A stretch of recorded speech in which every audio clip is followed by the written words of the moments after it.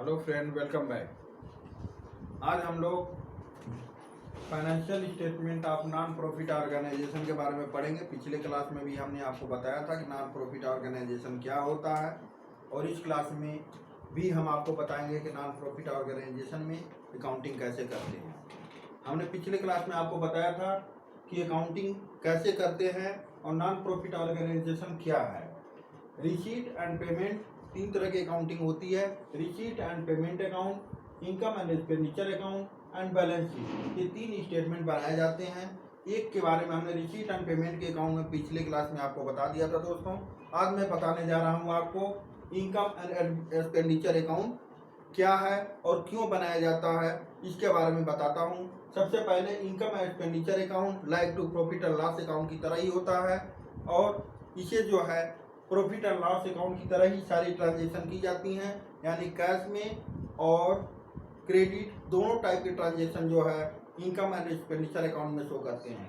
दोस्तों, income and expenditure account वो account होता है जो फर्म को यानी कि नॉन प्रॉफिट ऑर्गेनाइजेशन को ये बताता है कि इस फाइनेंशियल ईयर में उसे जो है, मतलब जिस फाइनेंशियल ईयर में जो हम बनाते हैं अकाउंट स्टेटमेंट, उस फाइनेंशियल ईयर में सरप्लस हुआ है या डिफेक्ट हुआ है। सरप्लस और डिफेक्ट से मतलब यहाँ पर अगर प्रॉफिट हो रहा हो, प्रॉफिट उसे हम सरप्लस कहते हैं, और लॉस हो रहा है तो उसको यहाँ पर डिफेक्ट से दिखाते हैं। डिफेक्ट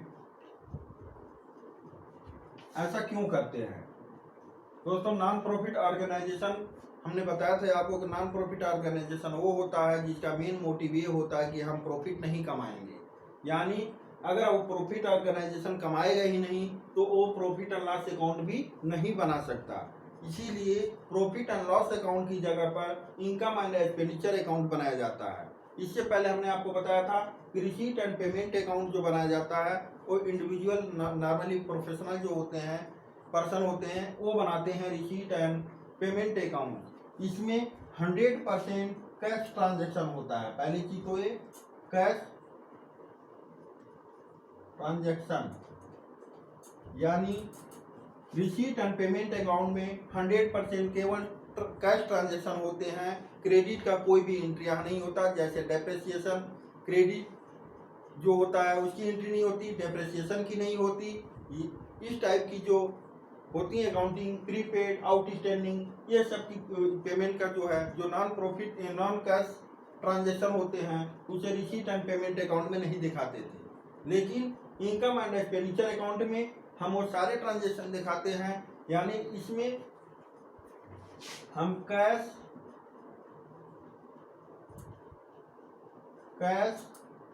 और क्रेडिट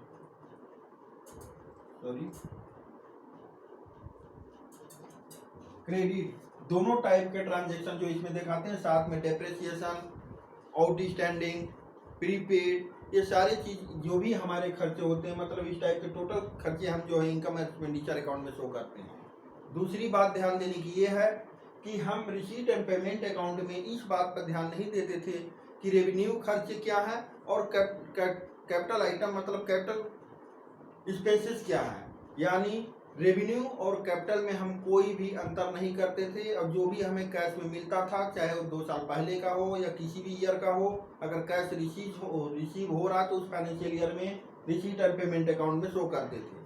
दूसरी चीज कि इसकी जो है ओपनिंग भी कैसे होती थी और क्लोजिंग भी कैसे होता था, क्योंकि इसमें ये मेनली जानना होता है कि हमारा लास्ट में कैश बचा कितना और हमारा शुरू में कैश था कितना।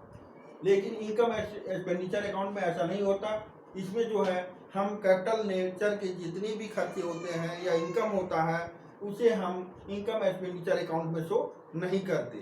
इसमें केवल रेवेन्यू नेचर के खर्चे ही जो है उसे ही हम इनकम एक्सपेंडिचर अकाउंट में शो करते हैं। ये थी दूसरी। और तीसरी बात ये दोस्तों कि रिसीट एंड पेमेंट अकाउंट से बैलेंस शीट नहीं बनाई जा सकती, यानी रिसीट एंड पेमेंट अकाउंट अगर दिया हो तो उससे हम बैलेंस शीट नहीं बना सकते, क्योंकि उसमें केवल कैश ट्रांजैक्शन होता है, क्रेडिट ट्रांजैक्शन नहीं होता। जबकि इनकम एक्सपेंडिचर अकाउंट अगर है तो उससे हम बैलेंस शीट बना सकते हैं, क्योंकि इसमें दोनों टाइप के ट्रांजैक्शन यानी कैश और क्रेडिट दोनों टाइप के ट्रांजैक्शन इसमें होते हैं। ये थी हमारी कुछ विशेष जानने योग्य बातें जो इनकम एंड एक्सपेंडिचर अकाउंट से रिलेटेड था। अब दोस्तों हम बताते हैं आपको कि इनकम एंड एक्सपेंडिचर अकाउंट कैसा होता है, इसका फॉर्मेट कैसा होता है और बनाते कैसे हैं। सबसे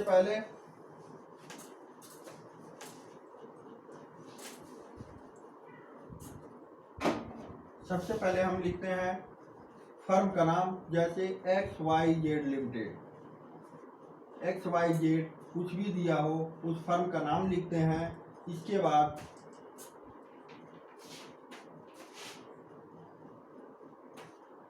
उसके नीचे लिखते हैं इनकम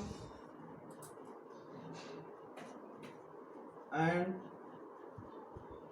एक्सपेंडिचर अकाउंट्स। इसके नीचे पीरियड लिखते हैं फॉर द ईयर एंडिंग 31 दिसंबर या 31 मार्च, जो भी दिया हो क्वेश्चन में उसके आधार पर हम यहाँ पर पीरियड डालते हैं। 31 दिसंबर, 31 मार्च या जो भी पीरियड दिया हो, जिस ईयर का हमें बैलेंस शीट बनानी हो, यानी sorry income and expenditure account बनाना हो, वो पीरियड हम डाल देते हैं। इसके बाद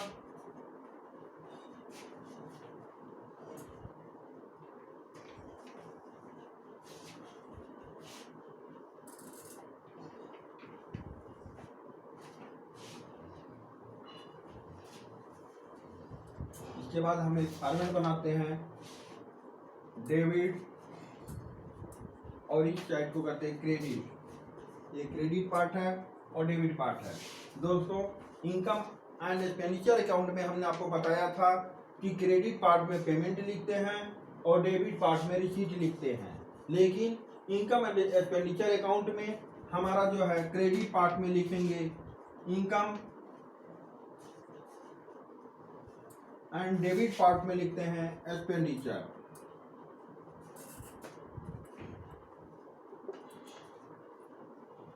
यहाँ अमाउंट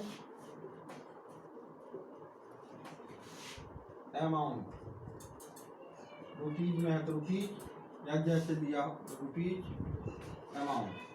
दोस्तों ये हमारा फॉर्मेट होता है।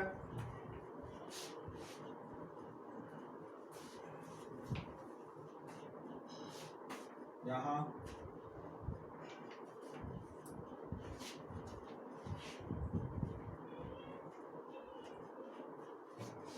सबसे पहले हम लिखते हैं एक्सपेंडिचर साइड। देखते हैं एक्सपेंडिचर साइड से मतलब ये है कि फर्म की जितनी भी खर्चे होंगे वो टोटल के टोटल इधर दिखाएंगे।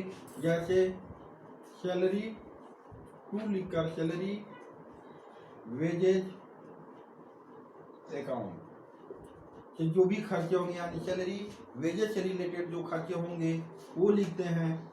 रेंट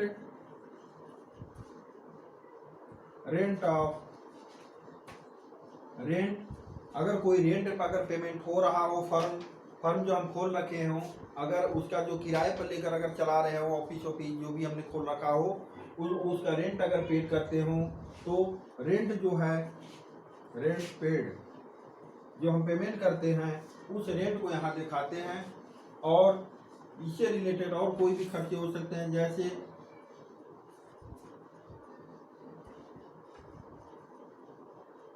रेट एंड टैक्सेस, यानी इनकम टैक्स अगर कुछ भर रहे हो या इनकम टैक्स से रिलेटेड कोई खर्चा हो तो भी यहाँ पर दिखाते हैं। और दिखाते हैं हम डेप्रिसिएशन,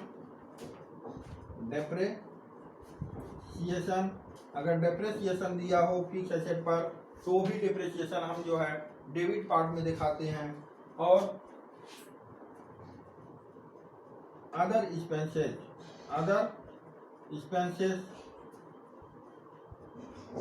यानी फर्म से रिलेटेड कोई और खर्चा है तो वो भी हम डेबिट पार्ट में दिखाते हैं। और इनकम साइड में हम जो भी रिसीट होता है उसे दिखाते हैं, जो बाई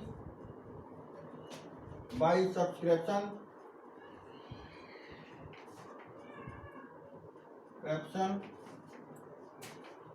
बाई एंट्री फीस अगर हो तो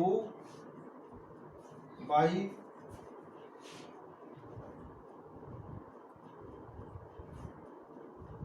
जनरल डोनेशन, अगर कोई डोनेशन अगर मिल रहा हो, इस टाइप की कोई चीजें हों वो दिखाते हैं। रेंट रिसीव्ड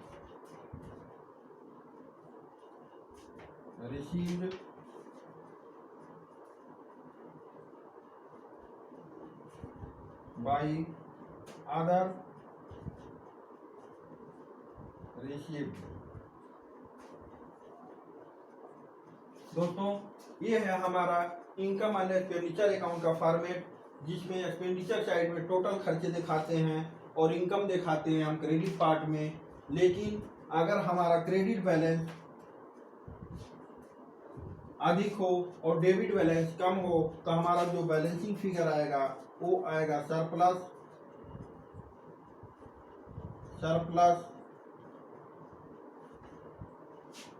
यहाँ पर दिखाएंगे, यानी प्रॉफिट हो रहा हो तो सरप्लस लिखेंगे, अगर लेकिन फर्म को लॉस हो रहा हो तो बाई डिफिक्ट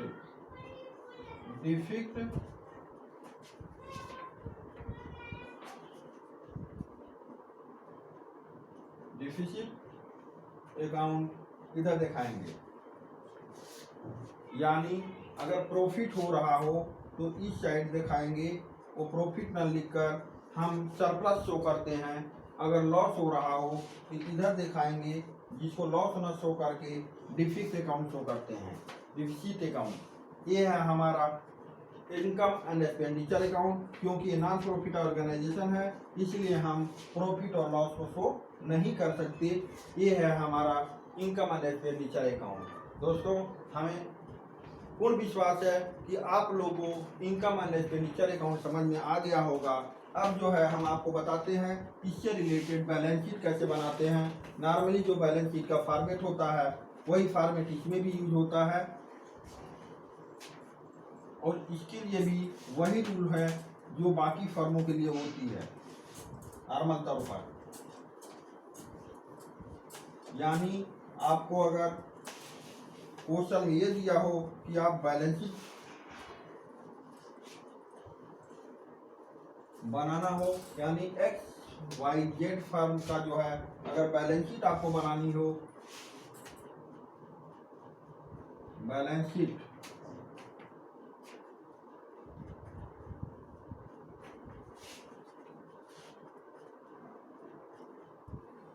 इसमें लिखते हैं इसमें एज ऑन 31 दिसंबर या 31 मार्च जैसा क्वेश्चन में आपका दिया हो वो लिखेंगे। इसके बाद जो फॉर्मेट है इसका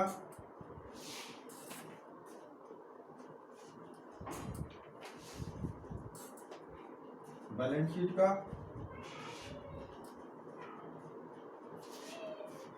liabilities,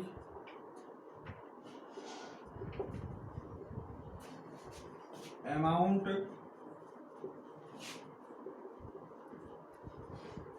assets, amount,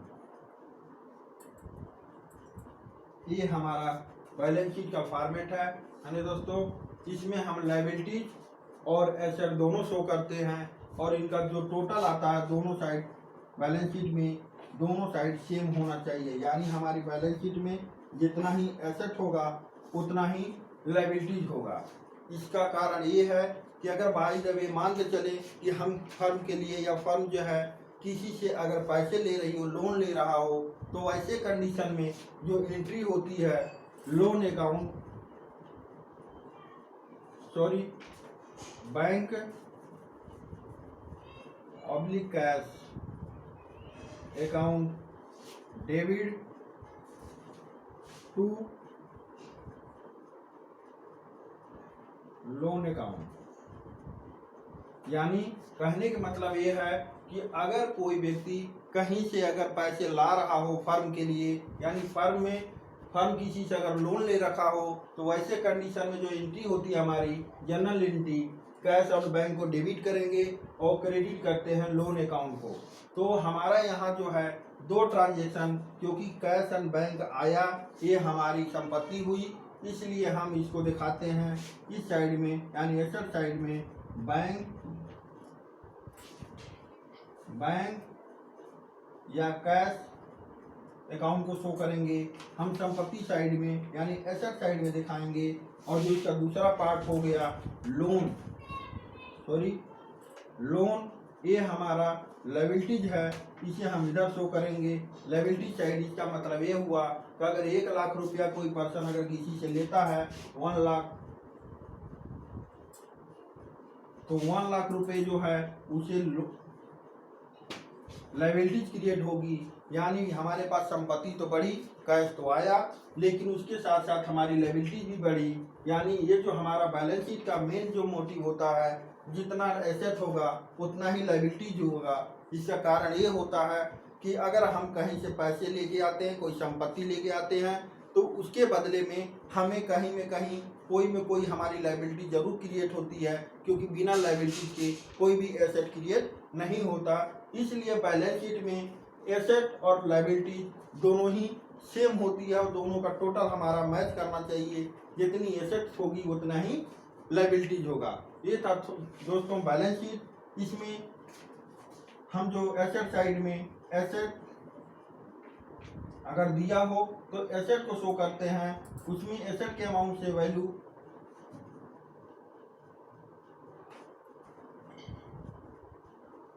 of asset या कहें एसेट जो भी दिया हो, चाहे बिल्डिंग, फर्नीचर एक्सेट्रा, जो भी एसेट हो उस एसेट का वैल्यू लिखते हैं, उसमें से लेस करते हैं डेप्रिसिएशन, जो डेप्रिसिएशन दिया हो उसे लेस करके अमाउंट जो है हम शो करते हैं टोटल अमाउंट में। यानी दोस्तों एसेट में हमारा जो है वो क्या आता है, फर्नीचर, बिल्डिंग एक्सेट्रा। इसके अलावा जो भी हमारी एसेट हो वो हम दिखाते हैं एसेट साइड में, उसमें से डेप्रिसिएशन माइनस करके दिखाते हैं। अगर कोई आउटस्टैंडिंग इनकम हो तो उसे हम या रिसीवेबल कहें, यानी कोई ऐसा पैसा जो हमें मिलने वाला हो लेकिन मिला ना हो, तो उसे हम रिसीवेबल में एसेट साइड में शो करते हैं। इसी तरह से अगर प्रीपेड का खर्चा दिया हो, यानी प्रीपेड कोई हो, तो वो भी हम एसेट साइड में शो करते हैं। ठीक उसी टाइप का अगर लायबिलिटीज में हम क्या शो करते हैं, लोन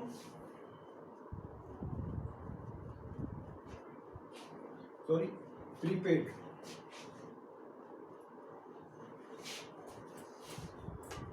आउटस्टैंडिंग पेमेंट, एक्सपेंसेस कह सकते हैं, यानी कोई ऐसे खर्चे जिसका हमने कभी अभी पेमेंट ना किया हो, जो आगे हमें पेमेंट करना हो, उसे हम कहते हैं या पेबल कर सकते हैं। आउटस्टैंडिंग पेबल अमाउंट जो होता है वो हम लायबिलिटी साइड में शो करते हैं। कोई फंड, कैपिटल फंड अगर है, कैपिटल फंड, तो उसे भी हम लायबिलिटी साइड में शो करते हैं। बैंक ओवरड्राफ्ट,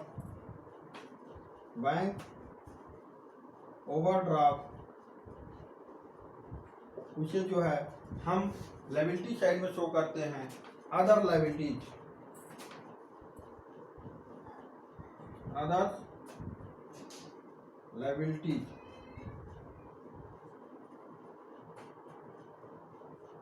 कुछ और लायबिलिटीज अगर हो तो वो भी हम बैलेंस शीट में शो करते हैं।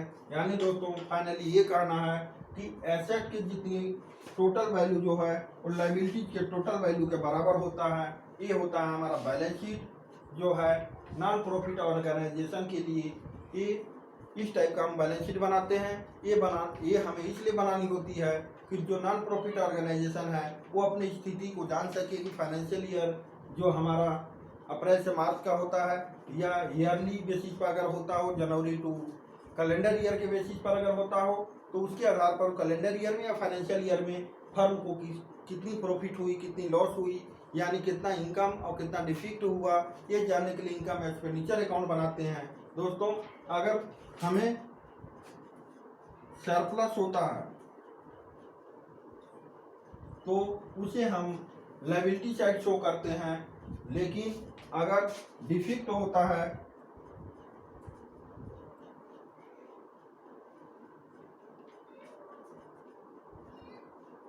उसे हम एसेट साइड तो शो करते नहीं।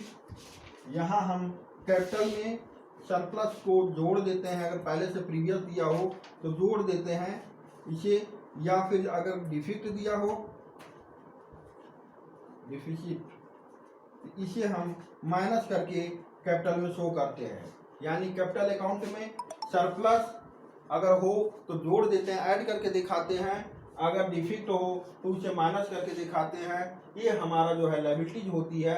और इस तरह से दोस्तों हमें पूर्ण विश्वास है कि आपको समझ में आया होगा कि बैलेंस शीट क्या है, इनकम एक्सपेंडिचर अकाउंट क्या है, और हमारा नॉन प्रॉफिट ऑर्गेनाइजेशन क्या है, इसमें कौन कौन से अकाउंट आपको बनाने होंगे। Thank you for cooperation.